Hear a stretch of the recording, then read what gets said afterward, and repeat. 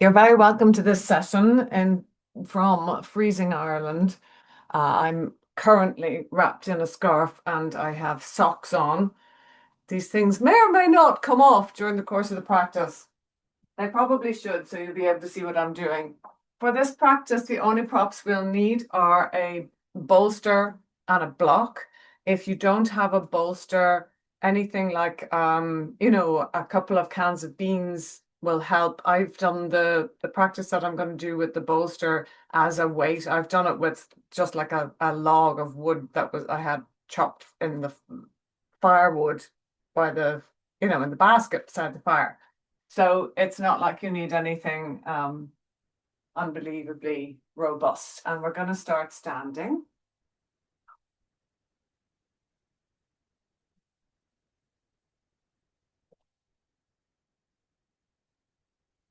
And just have a little bounce down through your feet, through your fingers. If you fancy bouncing your heels and banging them against the floor, that is a good bone stimulus. And if you tend to have urinary leakage, that can be a bit tricky, and just go with the bouncing in that case. If you're watching the recording, you could pause, go to the loo, come back again and do your tapping. And if you're happy tapping, you might be happy jumping, and you're welcome to hold the wall if you're concerned at all about your balance. And if you're happy balancing, you could try hopping. And you really don't need to not hold the wall because you're still getting the impact, and that's the importance. And hop on the other foot. It is a good balance challenge, but it's not the priority for this movement. And then go back to 2 feet. And then come to stillness. And have a little swing, my favorite swing, where the heel at the back comes off the floor. I do this swing all the time and recently learned that I had a student who hated it and had been doing it with me for months, but hated it. Of course, if you hate it, please don't do it. But you could do something that stretches the front of the body, like going up and down like this, if you hate the swinging. So whatever you like, for just another 10 seconds or so. Feeling the nice pull on your tissues if you like it. And then coming back to center, taking a little breather. Notice how you feel. And then interlace your fingers, turn your palms down, and as you inhale, arms up overhead and arch back a little. And exhale, come back to center, bring your arms behind you and lift your straight arms. And then bring your hands in front of you, palms together. And just rounding your back a little bit by tilting your face down and letting your arms come forward just a little. So that part of your spine, the upper back that you're feeling rounded now, is the part with osteoporosis that's most vulnerable to fracture if you do have it. So that's where I want you to be avoiding radical rounding of the spine. What you're feeling now is going to be safe in the majority of us with osteoporosis. But when we come to picking something heavy up off the floor, let's take our arms up overhead here and tilt off to one side. When we're taking an object off the floor, that's got a bit of weight to it. That part of the spine must not be rounded. Or if you were doing something, let's go to the other side, like a yoga forward fold, holding your feet or something, you really don't want to do that either. So your priority is that part of the spine that you just felt. Taking your arms behind your back again and lifting your straight arms and lift your chest a little bit. That's the opposite of what we don't want to do. So this is totally fine to do for the vast majority of people, unless you have extremely advanced osteoporosis where the backs of the vertebrae are affected. But it's usually the front of the vertebrae that are more vulnerable and that may fracture. So lengthen the front of the spine is really key. We're going to hold an imaginary object out in front of us and tilt backwards on towards your heels till your toes almost feel like they're going to lift. or maybe the toes even do slightly lift. And if at all possible, go so far back that you feel a little wobble, like you're able to feel your body adjusting to this near falling state. And then go towards your toes and do the same with your arms out in front. And try not to over grip your toes, and see if you can let the rest of your body respond to this near falling. So you'll find those little shudders going up through your body. Your ankles will be working very hard, and come back to center. We're going to try and do that with our something that's got a bit of weight to it. So we'll hold our bolster if you have it, or a couple of tins of beans out in front. A little lift through the pelvic floor would be a good idea. Drop your shoulders and tilt back. And feel that weight. And feel the effort of your body to stop you falling, and trust it. And we'll do the same forward. Woo! Much harder. A little lift through the pelvic floor. Hold the arms out long if you can. But if it's hurting your shoulders, you can, of course, bend them. And then come back to center. We're going to do something similar a little later on. Just wanted you to feel it there as well. We're going to start or continue our balancing work today with a little bit of stepping work. So starting with your hands on your hips, which actually in this instance can be on the actual hip joints down here, or they can be up higher. It's not about where we're bending. It's just somewhere to put our hands, really.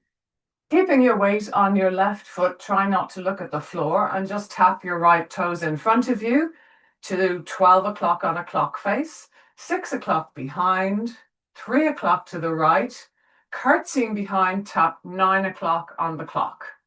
And 12, and then go across in front to 11 and 10, and across to 1 and 2 and 3, 4, 5, 6, 7, 8, 9, and back to center. I went and looked at the floor. Try not to do that. We just do the whole clock face with the left foot. So 12, 1, 2, 1, 12, 11, 10, 9, 8, 7, 6, 5, 4, and 3. And that deep curtsy, and back around. If you feel confident now, could you stand on your yoga block? If you don't feel confident to stand on the yoga block, you might feel safer standing on a cushion, or even just a folded blanket. Even though it might be quite a level surface, it will still give you a little more wobble for your ankle. And we're going to try and tap 12, 6, 3, 9, 11, 10, 1, 2, 4, 5, 7, 8, 9, and come back.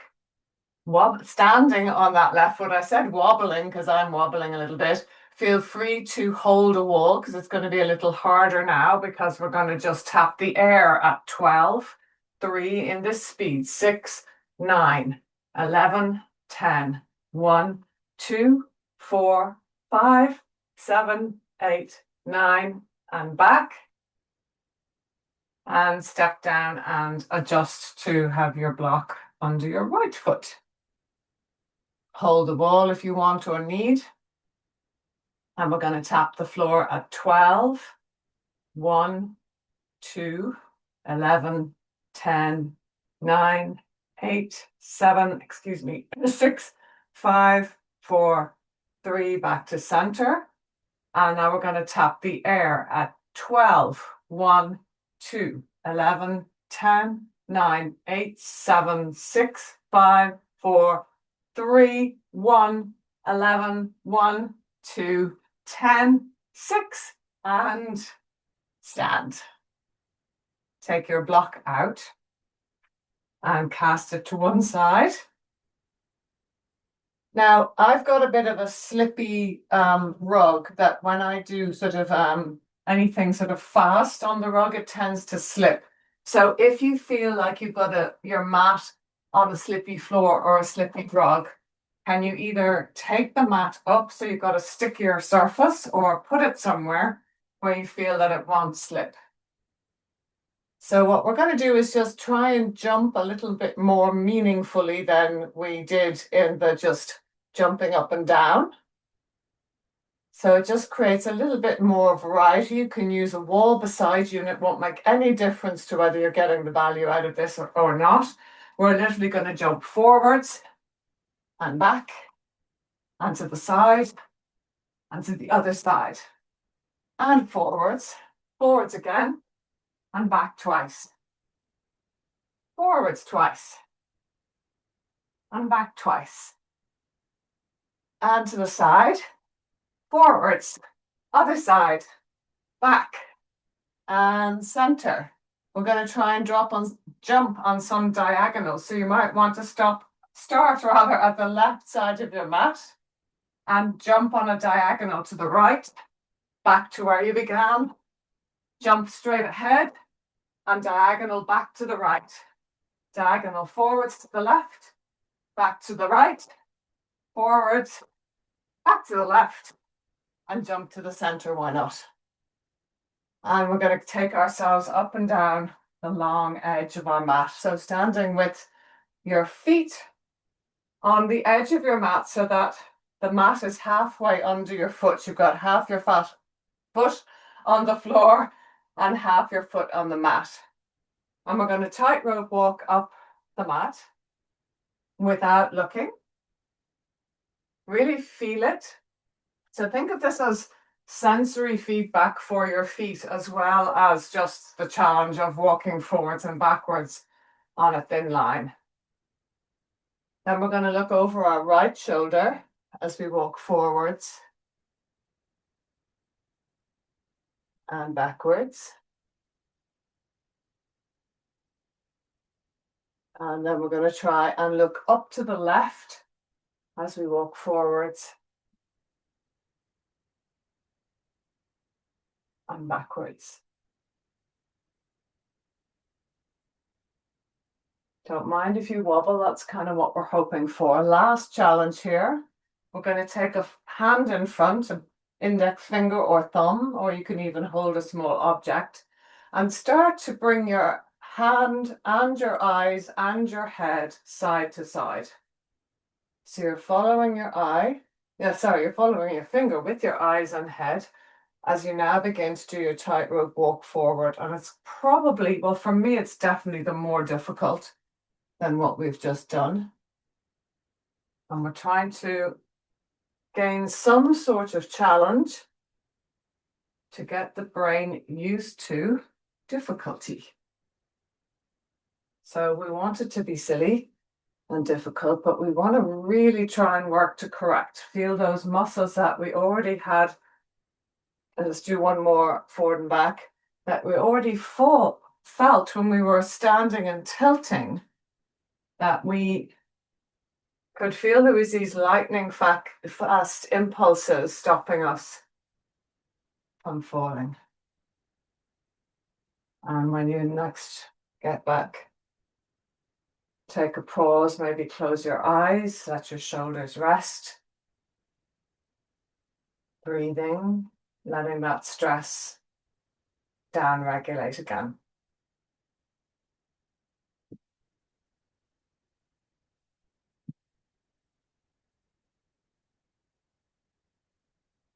And when you feel ready, pick up your block. And we're just going to pop it between our thighs. Now, some of you, depending on your hip distance, your natural hip width really, will want the block either flat sideways or more narrow. I like it narrow personally for my legs, and down close to your knees, but not between your knees. So it's not up here between your upper thighs. It's as close really to your knees as you can get it. Otherwise, I think it's just a bit mean in the body. But the knees themselves, that won't be nice. And we're just going to squeeze the block, lifting gently up through the pelvic floor. And inhale, release. Exhale, squeeze inward and up. Think of a lift between the anus and the urinary sphincter going towards each other and in and up. And inhale, release. Just remember, when we do another 3 more, Now, we don't want to do pelvic floor tone that is higher than about 3 or 4 when we're working consistently with pelvic floor tone, like doing some of the core stuff we'll be doing on the floor. But for exercises specific to the pelvic floor, it's fine to do a little more effort as long as we do the release in between. We don't want to encourage hypertone, too much tone on the pelvic floor. If you can, hobble over to get your bolster or whatever you've got that's weighty and take it up. And we're going to hold it at a distance in front of you that doesn't wreck your shoulders, but does create a bit of isometric work for your biceps. There's no harm. Squeeze the block and tilt back. Keep squeezing the block and tilt forwards.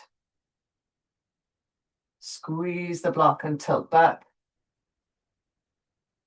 And squeeze the block and tilt forwards. Come back to center. For the next one, you can choose to hold or let go of the bolster. And we're going to squeeze the block, and just like a crane, we're going to lift one foot off the floor. A crane meaning the bird rather than the building device. And if at all possible, to add tilting back, but that might be enough of a challenge as you are. You can dump the bolster if you need, and tilting forwards, squeeze, and come back to center. Bring that foot down, lift the other foot, and tilt back, and tilt forwards, squeeze, tilt back, and tilt forwards, and back to center. Take the block, bolster down, keep the block. And squeezing the block, we're going to rise up on our toes. You'll probably feel a bit more glute action there. Inhale down. Exhale, squeeze and rise. And inhale down. Maybe we'll take a wall, a little finger to a wall or a chair. You might not need to use it. I just feel like I know I'm going to need it.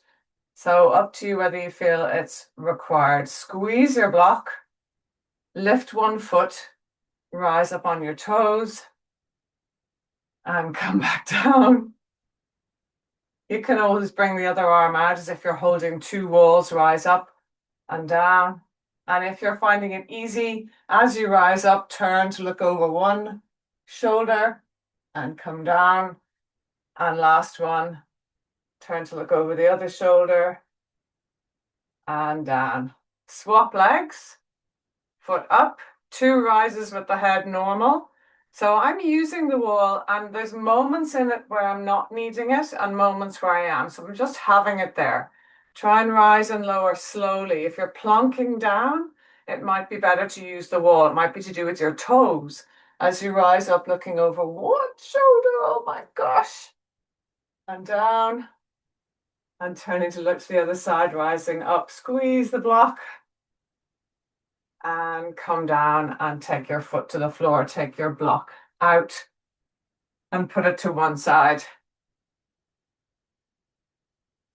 We're going to be using our blocks fairly close to our mat. So if you want to kind of organize that they are close by. And then we're going to step our left foot back. Bend your 2 knees. And we'll go almost to the floor with the back knee, but not quite. Push down through your feet to come up to 2 bent knees. Straighten your front leg, keep your back knee bent, and try and go lower to the floor for 5, 4, 3, 2, 1. Come back to 2 knees bent and go straight down and straight up. Straighten your right leg again. Go down a bit and hold for 10, 9, 8, 7, 6, 5, 4, 3, 2, 1. Step your left foot slowly up. Step your right foot back. 2 knees bent. Initially, right knee as far to the floor as you can. Push down through your feet to come up to stay with bent knees.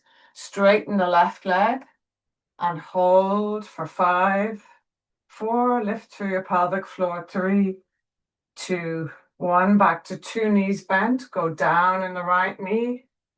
Press down to come up. And one more time. Straighten the left leg and hold for 10, 9, 8, 7, 6, 5. Keep breathing. 4, 3, 2. A nice light relief. Bring that knee to the floor and bring the other knee down. Pleat your mat or fold a blanket to kneel on, please. We'll be on our knees for a little while. Taking your bolster and block nearby. Put the bolster just in front of you. Your toes for this one can be tucked or flat. Personally, I prefer them flat. Why is that? I don't know. I think it's probably just because I have a bunion in my left big toe and arthritis in that big toe. So this one we've done before, those of you who've been with me for a while, but we're going to bring our hands to the pelvis to prepare. Tuck your tail down. So what I do see often in this one is this kind of thing happening, which is not the intention, or this kind of thing happening, the bum going back, which is not the intention. So we're just holding our hands front and back of the pelvis with a sort of brush down at the back as we tilt back, just from our knees. So the line between your knees and the top of your head does not change. And then you come back. And you keel over. Very similar to the thing we just did in the lunge. Is sort of work on the quads at this angle. But also, I'm sure you're feeling it in your core, maybe in your back. And come back to center. We're going to do another 3. It's entirely up to you whether to take some weight now. So holding the bolster either close to your body, which adds weight without making it effortful for your arms, or holding the bolster away, which adds weight and makes it effortful for your arms and your back, therefore. Tuck that tail, imagine your hand there, and keel back. And come forward. And keel back. Ace job. And come forward. I'm really watching you guys for not having arches in the spine, and it's going really well. Heel back. And forward. Let's take a little breather. And while we take that breather, we're going to pop a block between our thighs again. So it's a breather of that particular movement, but we're going to squeeze the thighs and release. Exhale, squeeze. Interesting to do it, right? When you're on your knees, and release. And exhale, squeeze. And inhale, release. Take up your weight or don't. We're going to do the squeeze and the lean at the same time. So you might decide you don't want to add the weight at this point. So we're going to do 4 in total. Maybe you do 2 without and 2 with. See how you go. Tucking the tail down slightly. Leaning back, squeeze with the thighs. And come back to vertical. Exhale, lean. Inhale, rise. And one more time. Exhale, lean. Squeeze and lean. Inhale, rise. Did I sell you short? It might be one more now, isn't it? Squeeze and lean. No harm. And rise up. Pop your bolster down vertically. Take your block out. And I like a nice little rest here, bringing the knees as wide as the mat. Lean the bolster forward, and in the same breath, bringing the bum backwards opposite to the bolster. So you're having a lovely armpit stretch and shoulder stretch. Try not to kind of collapse your front body down. If you're a very bendy yogi, you might be overly extending your spine and dropping the ribs and the middle bit down to the floor a bit much. While you have a little rest there, I'm just going to bring my camera down lower. You might enjoy moving or being still there, whatever suits you today. If this doesn't make my camera go off, I'll be very confused. Yes, it has. So What I'd like you to do while I sort out my camera again is to find your way onto your tummy, please. Bring your block with you.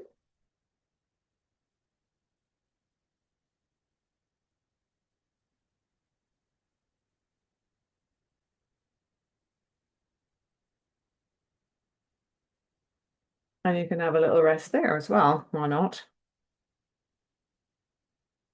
Oh, if you have the cleat in your mat, you would take it out at this point.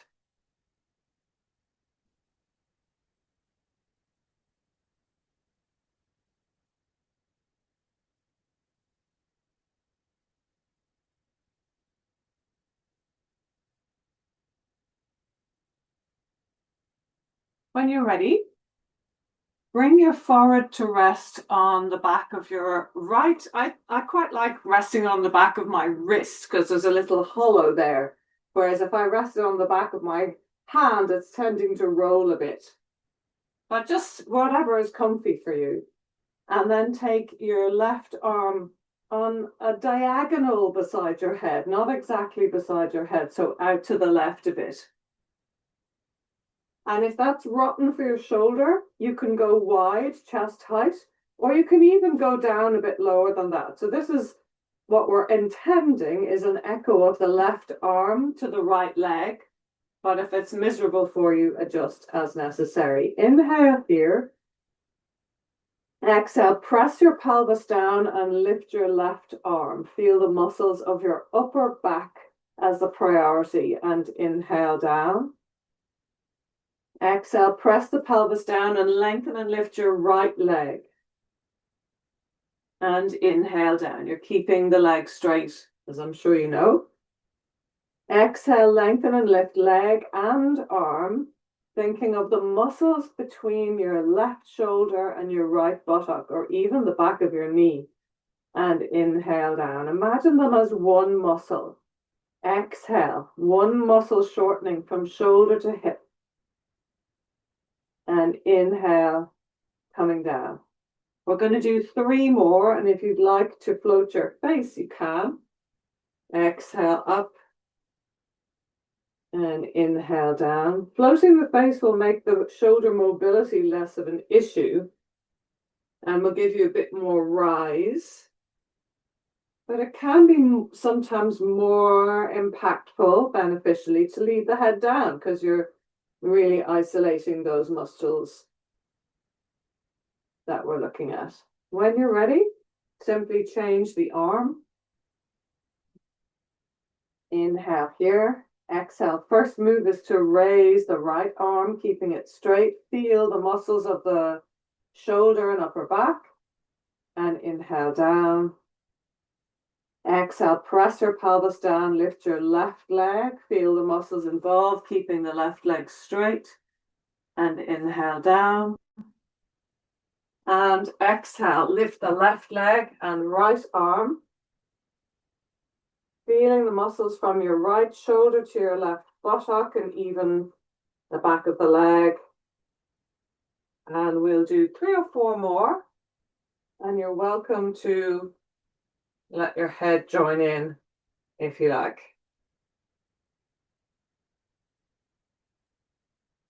Try and come up on the exhale, which is when your core is naturally engaged.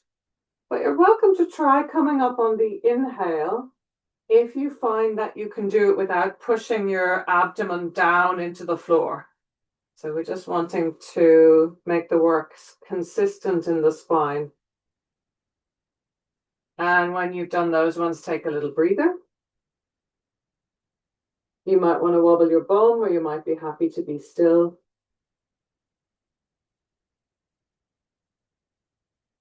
When you're ready, pop your block between your thighs again.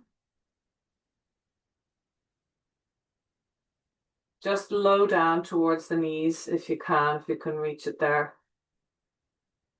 And keeping your forward on your hands to begin with as you exhale, squeeze it and lift both legs. It's going to be much harder to lift. And inhale down.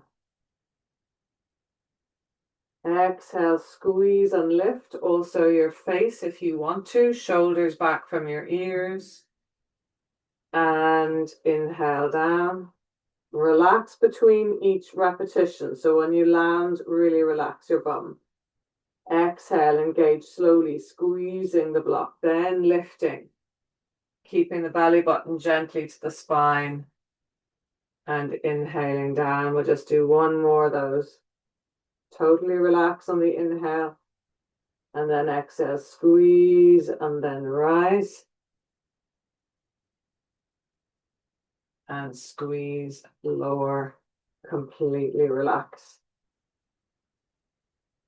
Take the block out when you're ready, and you might enjoy a little rest for your spine by bending your knees and flopping your feet side to side. I really enjoy that. And then the last thing we'll do with the block here is to hold it above our heads on the floor. And you're holding it nice and lightly between your fingertips. And your forehead is on the floor. And the intention first is just to tap the back, your upper back, with the block by bending the elbows and bringing it back again. And just do that one more time. And back again. Now you're going to try and lift your elbows and keep them lifted. Lift the block. And instead of bending your elbows to tap the block behind you like this, you're going to bring your elbows wider and slide the block behind your head with elbows wide. And if you can't go behind your head, instead slide the block to tap the top of your head. Elbows staying high and wide. Reach forward. The hands and elbows never touch the floor. Bend the elbows wide, slide the block to tap your head or slide it down behind your head, and exhale forward. Next time, press your pelvis down, lift your face, and do the same if you can. It's just a low lift of your face. So whichever one you can manage, you're staying either with your face floating off the floor and bringing the block forward and back with elbows high and wide and the block never touching the floor, or you're doing it with your head on the floor, and exactly the same with the arms. Try and do 4 more, really working your upper back muscles and your mobility of your back and shoulders as well. So it's quite a task. Keep breathing. Keep a little tone in your lower abdomen so you're not pushing that down. And when you've done those extra 4, take a well-deserved rest.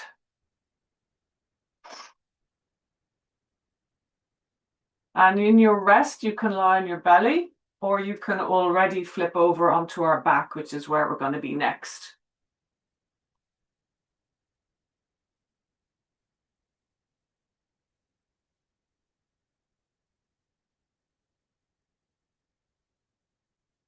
Taking a little breather. Feeling your weight.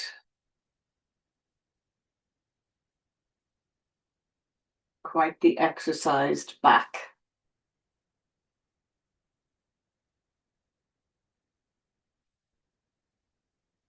A little core action now. We're going to take the block to rest against your right thigh and put your right hand on the block. And then lift your right foot off the floor until your thigh is vertical over your knee, vertically over your hip, and your shin parallel to the ceiling, and try and floint your foot. So floint again is that you flex your ankle, you curl your toes towards your nose, but then you push the ball of your foot away from you as if you're pressing down on an accelerator, and you end up with a Barbie foot, so like you're permanently in high-heeled shoes. Press your knee into the block and your hand into the block, so you're pushing them against each other. Lift gently through the pelvic floor for 5, 4, keep pressing, 3, 2, 1, and simply swap sides. Left thigh has the block, right foot on the floor. Left thigh is vertical, shin is parallel to the ceiling, and you're in a floint. Push hand into block, block into hand. And you're very welcome to not bother with the pushing and just think the pushing if it's getting you really strained in your shoulder, but do intend to do it if you can. And then we'll simply change sides again. Well, not so simply, because we're now going to lift both feet. So both feet are in that dead bug position. Back of the ribs are on the floor, but the lower back is not pressed down. Press your hand into the block and your knee into the block and straighten your left leg. Keep pressing with the right and bend the left knee again. Keep pressing with the right. You can dangle your left hand up to the ceiling if you want, or keep it on the floor. And we've done 2 reps of straightening that left leg while pressing the block. Let's do 4 more for 6 on the left leg. Press, press, press into the block. Exhale to lengthen. Maybe you need to exhale to return and then inhale. Keep a little tone in the pelvic floor. Keep your back ribs on the floor. I'm expecting you have about 2 or 1 left to go from that extra 4 that I wanted you to do, to a total of 6. And take a breather before we do the other side. It's very, it's kind of pretty all over body, but the addition of the block just creates, well, obviously that extra effort in the floating leg, the leg that's not doing anything, but you're probably also feeling your involving muscles of your upper trunk, like around your rib cage, as well as just the very sort of normal abdominal core, and also some leg strength. So we're going to lift our 2 feet, keep your back ribs on the floor, floint your feet, push into the block with both leg and hand. And we're going to do 6 exhale to straighten the right leg. Keep pushing at the block. Bend the right leg. Don't go too fast. Exhale, straighten. Inhale, bend. Keep those back ribs on the floor. If you want to float your right hand to the ceiling, you can. Straighten and bend. 3 more. Keep your back ribs on the floor. Lift through the pelvic floor. Straighten and bend. Keep breathing. I like blowing out through the mouth for something this hard. Keep pressing. And 1 or 2 more.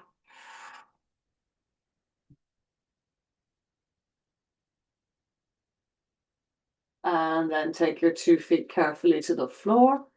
Take the block down and your arms wide and have a nice little drape of your knees side to side. Delicious, I hope, stretch of the belly. Let your head go opposite, perhaps.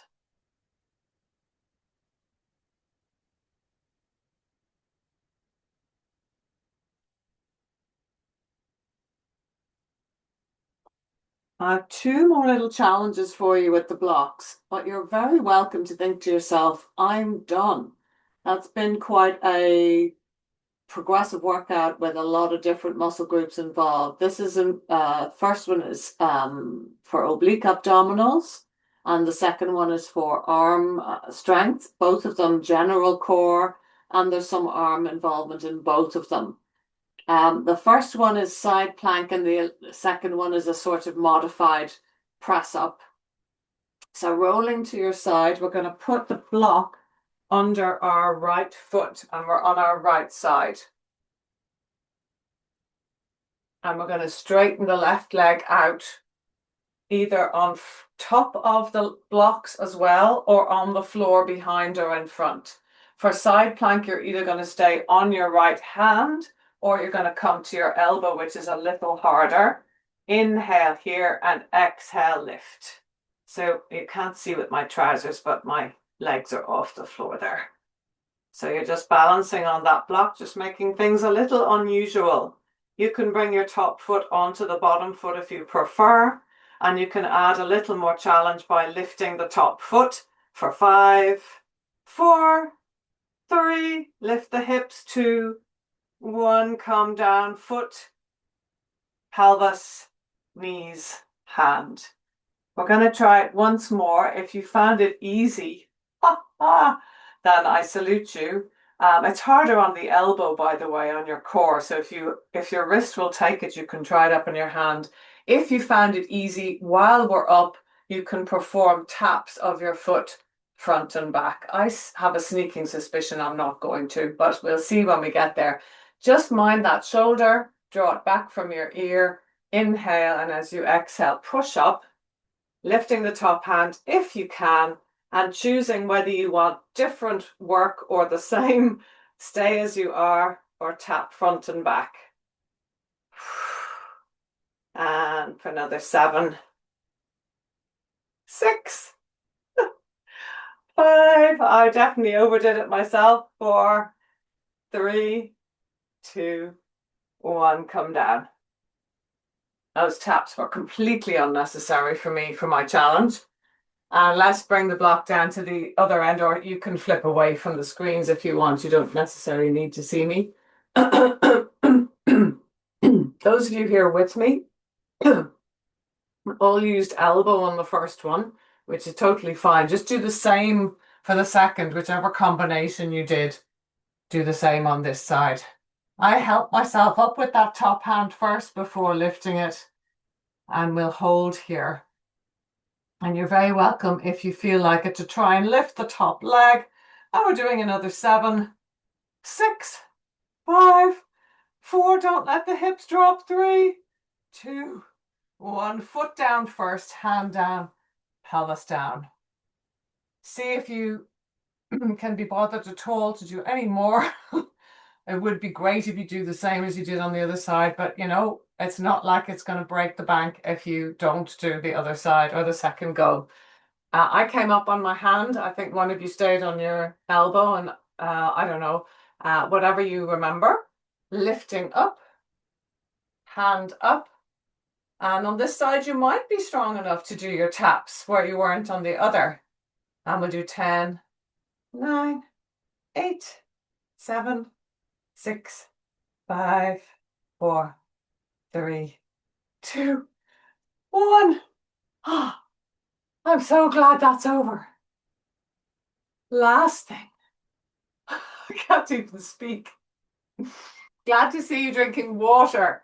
It's funny, when you're not doing cardio, if I do forget to drink water, but actually this muscular work needs water too. Anyway, if you want to do the last challenge, you can use your bolster, or you can use 2 yoga bricks, or you can just use the floor. And we're having our hands on the bolster, the bricks, or the floor. And we're coming into kneeling plank to start. So as close as possible to a straight line from your knees to your bum. So avoiding this, but this is not problematic. It's just not as effective. And definitely avoiding this, which is problematic. So I'd prefer if you were more bent than not. And drawing your elbows close to your ribs, performing a little press up. So it's very tempting to drop the rib cage down here. Try and lower the front ribs towards your pelvis.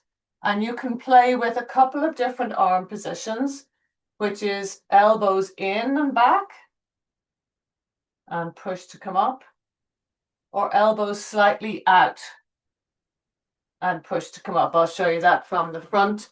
So it would either be elbows straight in and back like chaturanga in yoga, or elbows slightly out like a more classic press up. Try not to let your head hang, and just do one more with the knees down, and then take a little rest. You could rest in a modified child's pose for osteoporosis, or a normal child's pose if you don't have osteoporosis. Or you could rest out on your tummy. And then your last offering is if you want to try another round of maybe 6 press-ups with or without your knees on the floor. I don't do full press-ups because it kind of really doesn't sit well with my rotator cuff in my right arm. So I only do partial press-ups. I kind of work towards doing full ones, and it really just doesn't suit my body. So I modify them always. Head in line with the spine, don't add to the weight. Yeah, lovely. Take your time. These are not child's play. Make them achievable. That's a nice way to rest. Yeah, when you're done, a nice little face down dog, which I find particularly delicious with something under my hands. Just gives a little freedom there to lift through the tail and have a full body stretch. And when you're ready, we're going to do part of our relaxation in an optional back bend where you use the bolster or a curled, rolled up yoga mat or rolled up blanket, and then the block at the top. And you'll be sitting, this is quite the stretch now, sitting not close to the bolster, but a bit of a gap so that when you land on the bolster, it's at about the level of your lower ribs, so that when you lean back, your head is falling back a little onto the block, but not radically.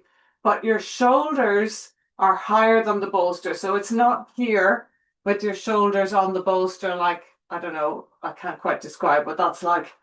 Can't think of a way, a circumstance in which you would do it. And I can't think of a circumstance in life when you would do this other than yoga.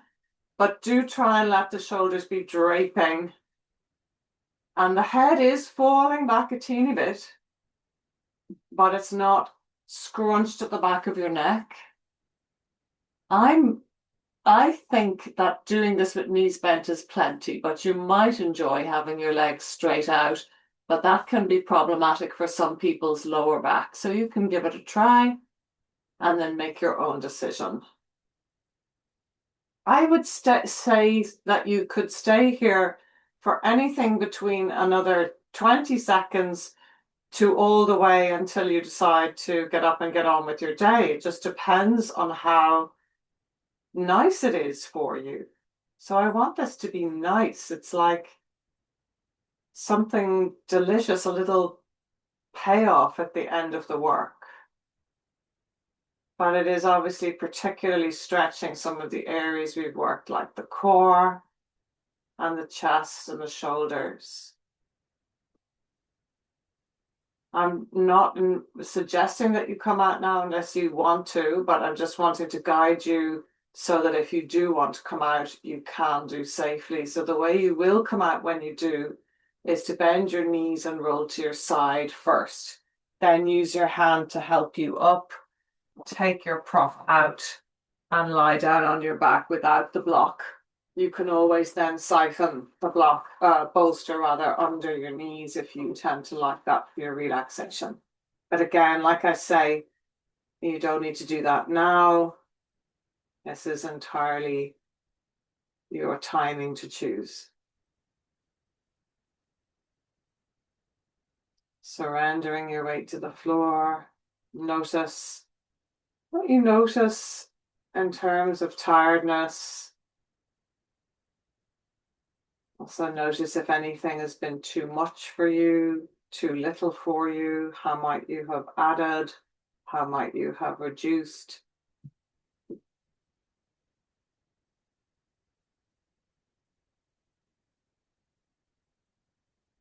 I'm just thinking, it's a bit of a mind wander here, but the term reduced when it comes to cooking, isn't it? Is that you reduce a sauce by which you are bringing it down to its real essence. So reducing what you're doing in terms of working with strength, etc., is not about doing something kind of half-baked.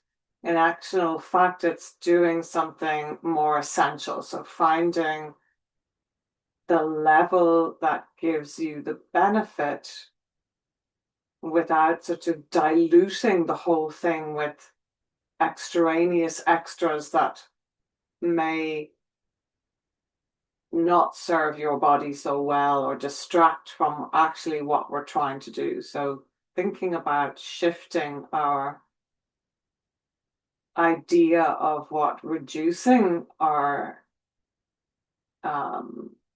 additions to what we're doing to make them a little more, I guess, accurately and essentially achievable and effective for you as an individual.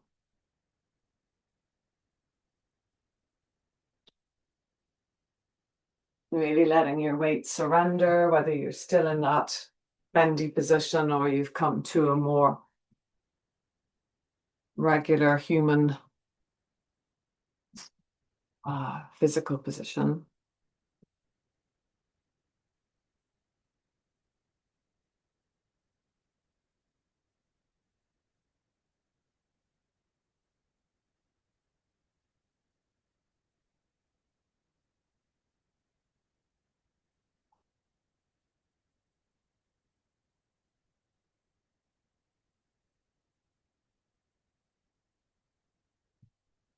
Breathing, giving up your weight.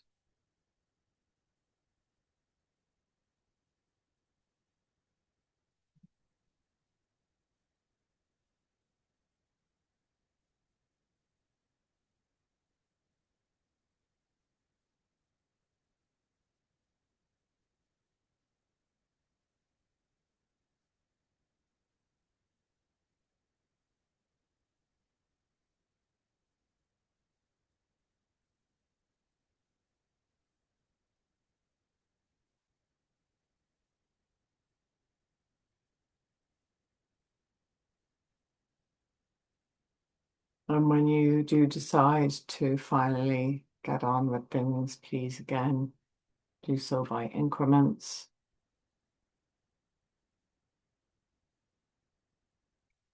And if you have time now to spend another 3-4 minutes just melting, that would be optimal.